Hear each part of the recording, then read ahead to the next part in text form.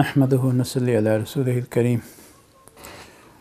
عزیز دوستو، کارگزاری کے عنوان کو آگے بڑھاتے ہوئے انشاءاللہ آج ہم ایک عرب شہزادی کی بات کریں گے۔ ان سے ملاقات ہوئی تو انہوں نے بتایا کہ مجھے جب یہ دعوت پہنچی تھی ان کی تو میں نے اپنے طور پہ سوچا کہ ہم تو ماشاءاللہ الحمدللہ نماز وغیرہ پڑھتے ہیں، ہمارے میں کس چیز کی کمی ہے۔ تو مجھے یہ بات سمجھائی گئی کہ نہیں، مسلمان آج کل دنیا میں بہت مشکل کا شکار ہے، اور ہمارا نام اس طرح نہیں لیا جا رہا جیسے کہ ہمارا نام لیا جانا چاہیے، کیونکہ ہم امت محمدی ہیں۔ ہمارا تو ایک کام ہے، ہماری یہ ایک پہچان ہے، لیکن ہم اپنی وہ پہچان کھو چکے ہیں۔ جب مجھے یہ بات سنائی دی تو میں نے سوچا کہ ایسا کیسا ہم نے کون سا ایسا غلط کام کیا ہے۔ تو انہوں نے اپنی جماعت میں مجھے شامل ہونے کی دعوت دی۔ تو جب میں ان کے ساتھ بیٹھا تو انہوں نے کہا کہ ہم عنقریب ایک سفر کرنے والے ہیں، آپ ہمارے ساتھ شامل ہو جائیں۔ تو وہاں پہ جا کے جب ہم پہنچیں گے تو اس ملک میں جا کے آپ کو پتہ چلے گا کہ مسلمانوں میں کے بارے میں کیا آج کل دنیا میں رائے لی جاتی ہے۔ تو جب ہم وہاں پہنچے تو غالباً فلپین ملک تھا۔ تو یہ میرا پہلا موقع تھا کہ میں اللہ کے راستے میں نکلا۔ تو وہاں پہنچے تو ایئرپورٹ پہ ہمارا انٹرویو ہوا، انہوں نے ہمیں جیسے کہ امیگریشن میں ہوتا ہے۔ تو جب ہم ادھر سے نکلے تو ہمیں ایک ٹائی سوٹ میں ایک فلپینو ہمیں ملا، وہ کہنے لگا جی آپ عرب سے آئے ہیں؟ ہم نے کہا جی ہاں ہم عرب سے، آپ اس طرف آ جائیں۔ تو میں ان کے ساتھ ہم سارے اس طرف ہو گئے، تو میرے ساتھیوں نے مجھے اشارہ کیا چلیں۔ ہم اس طرف گئے تو اس نے کہا کہ آپ کا سامان ہمارے پاس ہے۔ تو میں نے کہا کون سا سامان؟ میں نے کہا جی آپ کو ایک جگہ چاہیے، ایک ہوٹل زبردست چاہیے، اچھی جگہ رہائش چاہیے، اور پھر آپ کو کلب چاہیے، آپ کو رات کو یعنی کہ آپ نے باہر جانا ہے، عیش و عشرت کا سامان چاہیے، یہ سارا ہمارے پاس ہے اور بہترین صورت میں۔ تو میں نے کہا یہ کیا بات کر رہا ہے، یہ ہمیں کہہ رہا ہے، ہم تو مسلمان ہیں، ہمیں اس طرح کی بات کر رہے۔ تو ہمارے ساتھیوں نے پھر جب اس کی بات میں نے سن لی تو پھر وہ مجھے ایک طرف لے گئے۔ انہوں نے کہا کہ یہ بات ہے حضرت، ہم نہیں جانتے کہ آج کل ہمیں دنیا میں کس نام سے، ہم تو عیاش کے نام سے مشہور ہیں۔ ہمیں اس جو کام جو ہمیں دیا گیا تھا اس کام سے ہٹنے کی وجہ سے آج اللہ تعالیٰ نے دنیا میں ایک نئی پہچان ہو گئی ہے کہ یہ عرب کے لوگ ہیں، یہ تو عیش کرتے ہیں، یہ تو وہ چیزیں کرتے ہیں جو کہ ان کو منع ہے۔ تو میرے دل پہ چوٹ لگی، میں نے کہا یہ تو واقعی صحیح کہہ رہے ہیں کہ میں نے اب آنکھوں سے دیکھ لیا کہ یہاں پر ہم اترے ہیں، ہم نے عرب کا ہے تو انہوں نے ہمارے ساتھ کس طرح ہمیں یعنی کہ دعوت دی ہے۔ تو پھر میرا دوسرا موقع یہ ہوا کہ مجھے انگلینڈ میں جا رہے تھے ساتھی، تو انہوں نے مجھے دعوت دی کہ آپ ہمارے ساتھ چلیں۔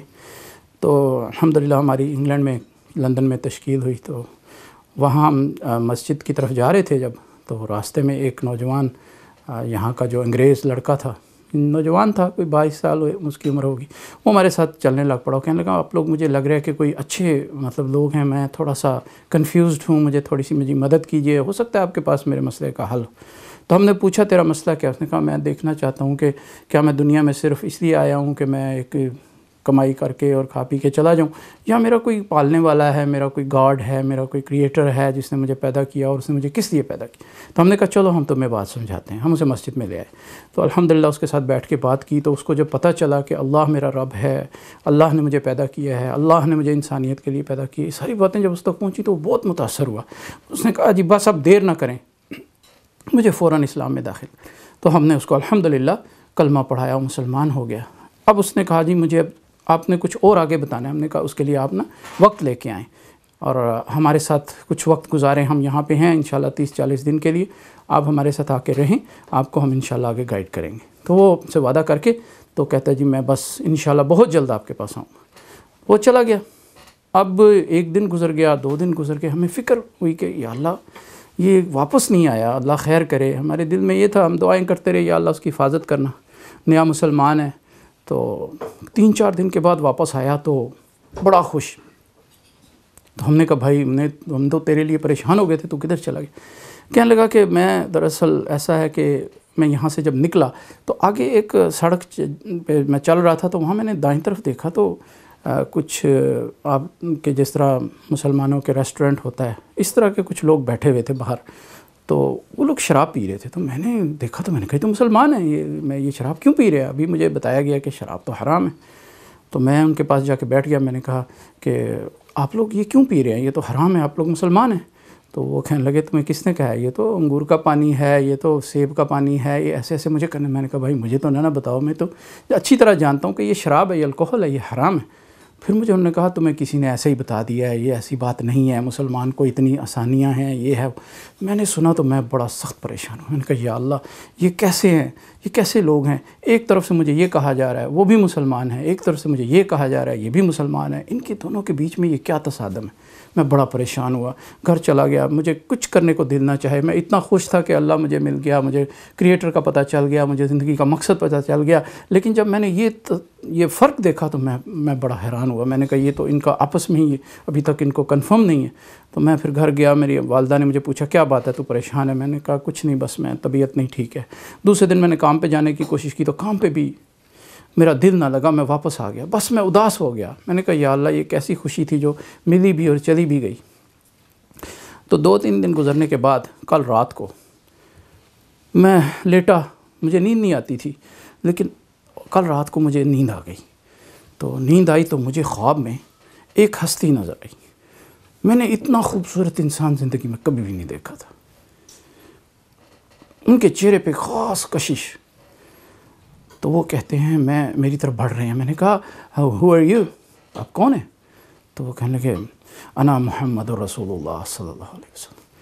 تو میں نے کہا آپ مسلمانوں کے نبی ہیں جو مجھے ملے تھے؟ انہوں نے کہا ہاں، ہم اللہ کے نبی ہیں، تو تمہیں یہ بات بتانے کے لیے آئے ہیں کہ جو مسجد والے ہیں وہ ٹھیک کہہ رہے ہیں اور جو بازار والے ہیں وہ غلط کہہ رہے ہیں، تم مسجد والوں کی بات مان لو۔ تو میری نیند کھل گئی، میں اٹھا، میں اتنا خوش ہوا۔ میں نے کہا الحمدللہ الحمدللہ، مجھے تو اللہ کے نبی نے خود آ کے بتا دیا۔ میں نے ماں کو بھی بتایا، میں نے کہا امی بس میرا مسئلہ حل ہو گیا، آج میں ان کے پاس جاؤں گا۔ تو میں تیار ہو کے آپ کے پاس آ گیا، اب آپ مجھے تاکہ دین سکھائیں۔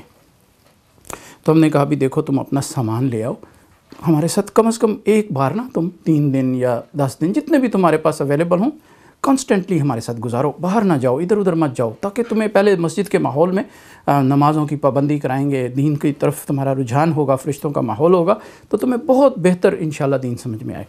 تو اس نے کہا یہ ٹھیک ہے، اور یہ میرا ایڈریس ہے، اگر میں نہ پہنچا تو آپ لوگ پلیز مجھے اس ایڈریس سے آ کے ضرور لے جائیں، ہو سکتا ہے میں پھر کہیں کو گمراہ ہو جاؤں، لیکن اس بار آپ نے مجھے بھولنا نہیں ہے۔ تو وہ یہ کہہ کے چلا گیا۔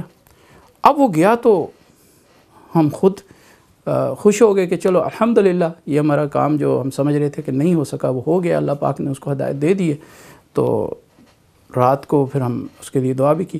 تو الحمدللہ ایک دن گزرا، پھر نہ آیا، پھر دوسرا دن گزر گیا۔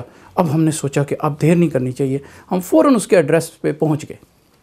جب پہنچے تو وہاں ہم نے دروازہ بیل دی یا نوک کیا جو سے، تو اندر سے آواز اس کی کوئی عورت کی آواز آئی کہ کون ہے؟ ہم نے کہا جی ہم مسجد سے آئے ہیں، آپ کے بیٹے سے ملنا ہے۔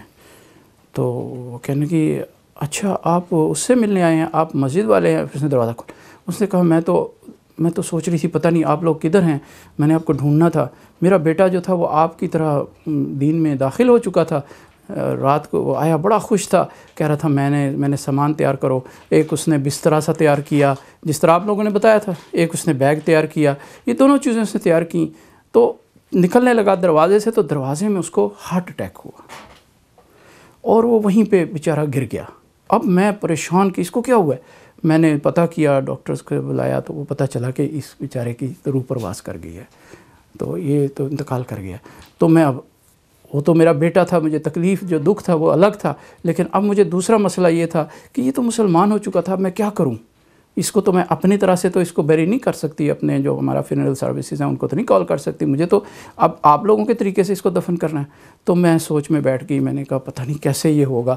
تو اتنے میں آپ لوگ پہنچ گئے، تو یہ آئیے اندر۔ وہ ہم گئے تو ہم نے دیکھا بستر پہ اس کی یعنی کہ لاش پڑی تھی، اس کے اوپر انہوں نے چادر دے رکھی تھی، ایک سائڈ پہ اس کا بیگ پڑا ہوا تھا، ایک سائڈ پہ اس کا بسترا پڑا ہوا تھا۔